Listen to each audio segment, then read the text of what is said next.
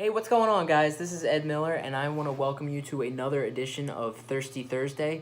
So this week's beer was in the back of my fridge. It's been sitting there for about 2 months or so. It came from the beer store in one of those bags, you know, the ones with the question mark on it. You don't know what's inside, but there's usually five or six different singles.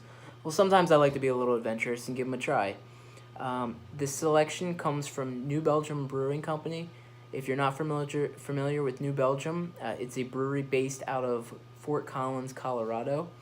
It was started in 1991 by a man who had taken a trip to Belgium and found some good recipe ideas for beer and began brewing it in his basement.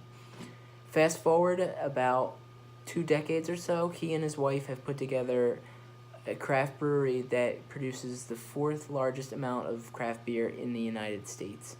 So they're definitely all over the place. Now, their latest line, Voodoo Ranger, has really bolstered their sales a little bit, I'd say. It's definitely where they're pushing most of their marketing. So it's no surprise that this beer that I've selected today has kind of flown under the radar.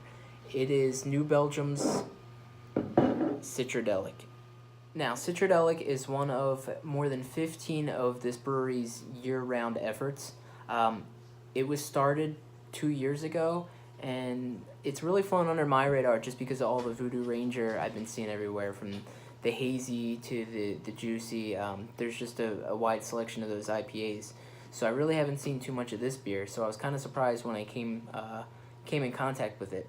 It's 6% alcohol by volume. It's 50 on the International Bitterness Unit Scale. It's really a well-balanced IPA, as it says on the label. It says a well-balanced tangerine IPA with a splash of tropical fruit, tangerine, and citra hops that help elevate each and every sip.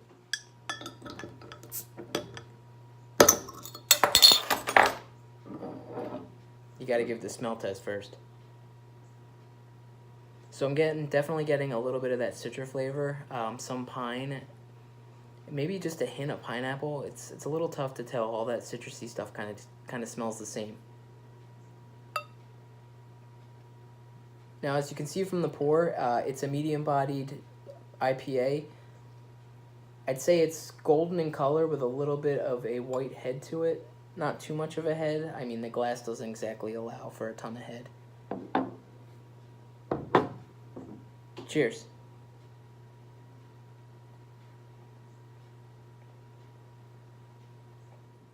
Alright, so it starts off a little bit sweet and then has kind of a bite at the end of it. It's definitely more of a mild, lighter beer.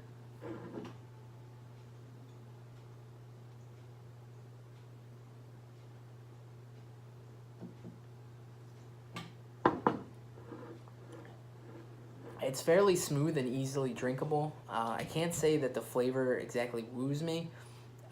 It kind of has that, it wants to be more of a fruit-styled beer, but still keep the characteristics of an IPA, and I'm just not entirely sure it's really working for it.